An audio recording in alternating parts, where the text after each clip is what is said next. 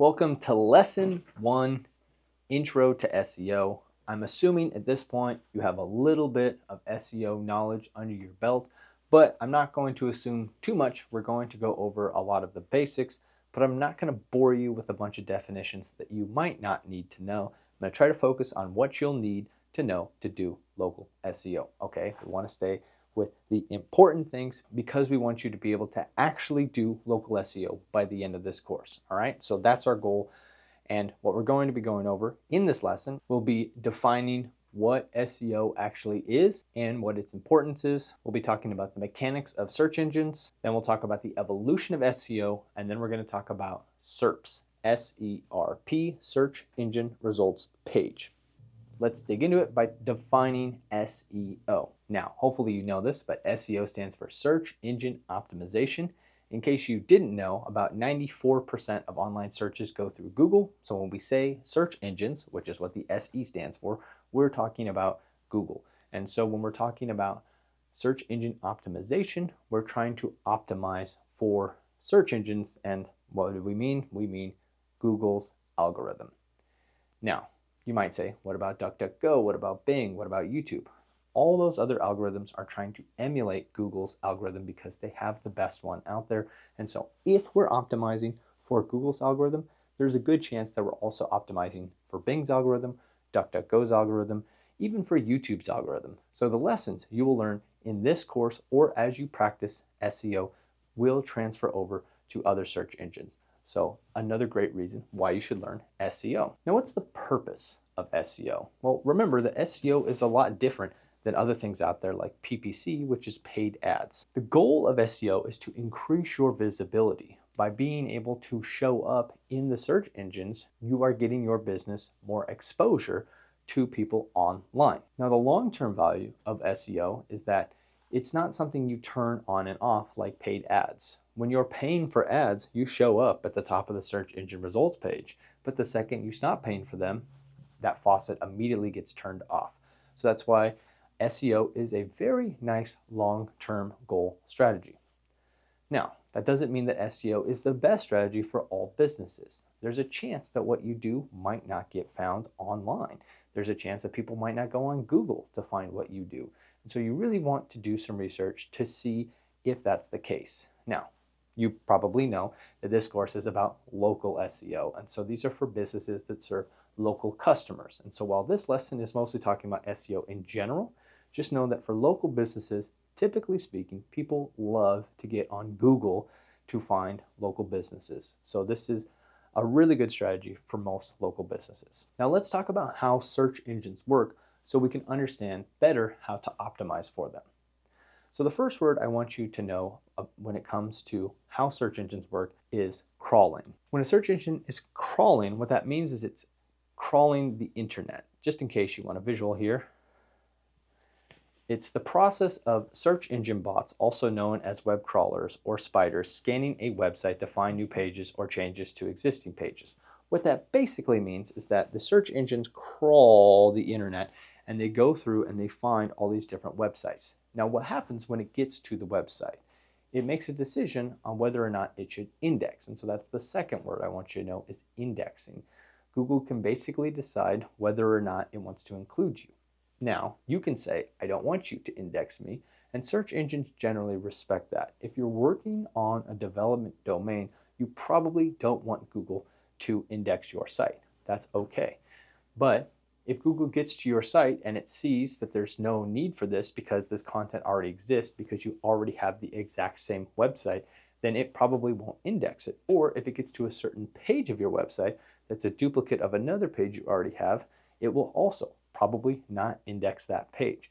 And so there's a reason why it's important to have high quality pages, is because it could make it so your site is getting indexed or not getting indexed.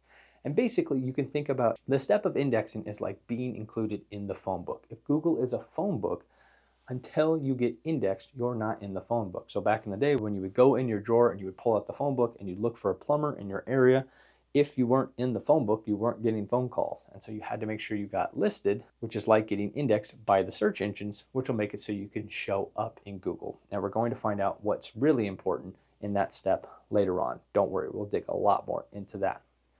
And then the other word I want you to know is ranking. So ranking is how high up you're ranking on the search engine result page.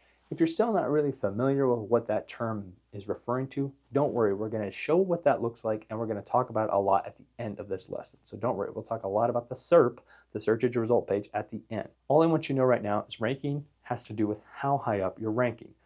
Traditionally, the number one result is ranking number one. Back in the day, the first page had 10 results. Remember that? So you'd be ranking from 1st to 10th. And then the second page would start on 11th through 20th, and so on and so forth. Even though Google doesn't use these pages anymore, sometimes thinking of the results as being in chunks of tens can be helpful, but we're going to find out that the SERPs are clogged up nowadays with other results besides just the little blue links that we're used to. But the three words I really want you to know are crawling, indexing, and ranking. Got it? Now let's talk a little bit about the evolution of SEO. In the early days, the pre-Google days, search engines used the content on the page. Now we're going to find out that this lesson basically is, why did SEOs ruin everything about SEO along the way? So in the early days, the search engines would look at the website and they would look at the content and they would say, okay, this is what this page is about. And the more it said plumber, Portland, Oregon, it would rank you for plumber, Portland, Oregon. And so people figured that out. And so they started to just write plumber, Portland, Oregon 1,000 times in white text on a white background. And sure enough, they were ranking first because of that. Well, the early search engines were like, oh no, what do? We need to figure out a better algorithm. And this company came around and they tried to come up with a novel idea for how to rank pages on the internet. And they thought about it from a popularity perspective. If more people point to a website, if I link to your website because I find it useful, the more websites that are pointing to you, that should mean that your site is popular. Therefore, it's probably got good content. Therefore, it should show up higher in the search results. I'm simplifying things here and taking some shortcuts, but that's essentially what PageRank is, and that's quickly how Google became one of the leading search engines back in the late 90s and early aughts. So they were using a measurement of backlinks. Now, if you've never heard the term backlink before, let me explain it to you quickly. If you have a website, any website that is pointing to you, they have a link to your website, that is a backlink. It sounds very simple. However, if you've done any research in SEO, you know that this can be a dicey area. I'm going to continue to tell the story, and this will explain why this can be a dicey area. So, Google comes out with this thing called PageRank, and initially they publicize this information. They say this site has a PageRank of 2 versus this one that has a 7. If you could get a backlink from a PageRank site, or a site that has a PageRank of 7, that's going to be way more valuable than a backlink from a PageRank 2. And so what happened? People started to buy backlinks from PageRank 7 and 8 websites because they were more valuable. And so Google started to not publish that information, but then people started selling backlinks and it started to become spammy quick. And so now Google had to modify their algorithm so that way it wasn't so important the quantity of backlinks, because people would just get a ton of backlinks from low quality sources. But now it was the quality of backlinks. See that shift right there? Every little shift that's happened over time has always been because people have found ways to exploit what's working with the algorithm at the time. It's caused Google to react, and then things have changed. If you want to know a sound strategy for what to do for your SEO strategy moving forward, so you don't fall into any of these traps, just think, is this something that might happen naturally? If that's not the case, then you probably shouldn't be doing it. Now, some of the things I'm going to recommend in this course might not seem supernatural because at the end of the day, SEO is about manipulation or influencing the search engines. Not all of this is going to seem supernatural, but what we're going to stick to are things that are SEO best practices for the most part. Now, what algorithm updates have happened recently? Well, a lot, and they seem to be related to content. However, we know that really SEO comes down to 2 factors. SEO is about relevancy, which has to do with showing up in the right SEO bucket. That's when Google looks at your website, looks at the content, and it says, oh, this is a plumber in Portland, Oregon. If that's not super clear, then you will not be showing up in the right bucket at all. But once you have that figured out, the other part of the puzzle is authority. The more high quality backlinks you can get, that will help you rank higher. Now, generally speaking, for SEO, that's how it works. We're going to find out that for local SEO, content and that relevancy might be a little bit more important than the authority, because it's hard to get backlinks to, a plumber in Bogalusa's service page. That's just really hard to do. Bogalusa is a tiny town in the Louisiana parish, in case you didn't know that. Now, where is the algorithm changing in current time? So in March 2024, Google released an algorithm update, and what they actually dinged were these low quality content websites that included AI generated spam designed to appeal to the search engine instead of users. Essentially, people were spinning up these million page websites with ChatGPT generated content. They were able to rank for these big money keywords. And so I'm not really sure how they were making money, whether it was ads or affiliate links or whatever it was, but they were clogging up the SERPs, the search engine result pages, with these spammy websites. And so in March of 2024, Google released an algorithm update, and they did something they haven't normally done. Usually when they release an algorithm update, if you receive a penalty because maybe you were stuffing keywords, or you had too many backlinks, or you had backlinks from spammy sites, then you would go from, say, 3rd to 93rd. But in these situations, websites went from 3rd to de-indexed. That's right, Google penalized these sites by pulling them out of the phone book. So Google has shown their hand. They were made to look stupid by these people, and so they paid them back, rightfully so. So if you had looked at SEO videos over the last year, they would have talked a lot about programmatic and parasite SEO. Those were really big topics. Well, guess what? Both of those just got hit by algorithm updates in May and March of 2024. And so do either of those things happen naturally? Do websites with millions of pages pop up overnight? No, that's not what happens. Do websites get thousands of backlinks overnight?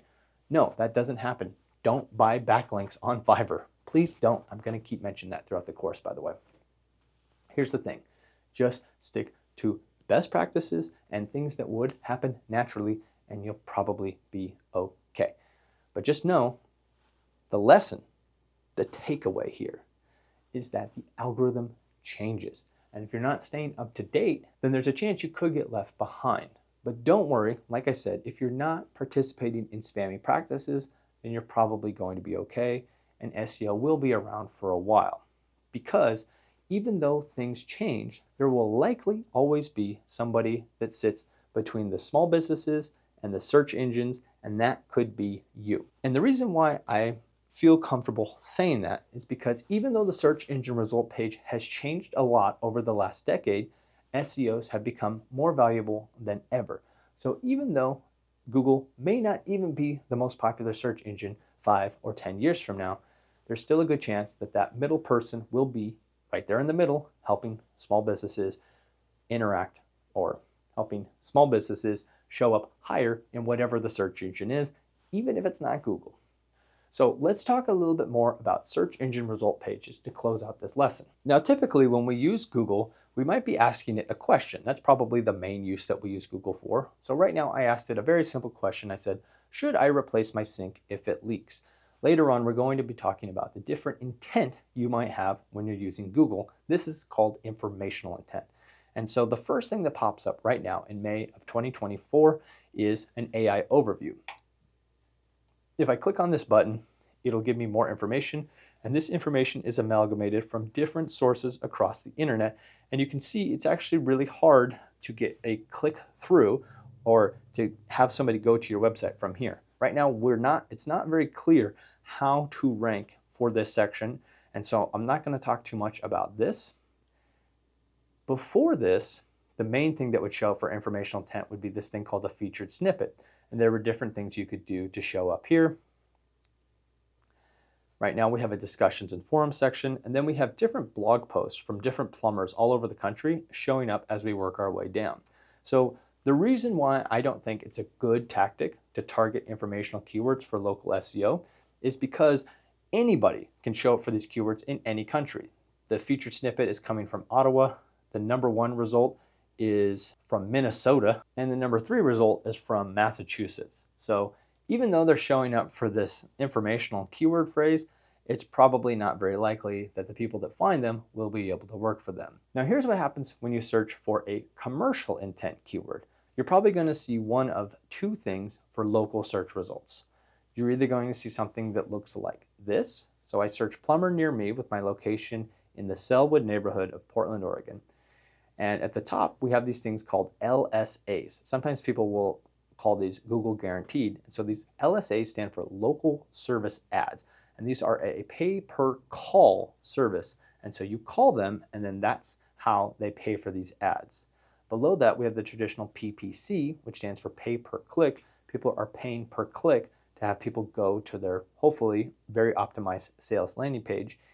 And that's where they hope that you convert either by calling or by filling out a quick contact form. Now, a lot of people have something called ad blindness, and so they'll skip past this and they'll go straight to the map pack, which is typically the first thing you'll see for local search results.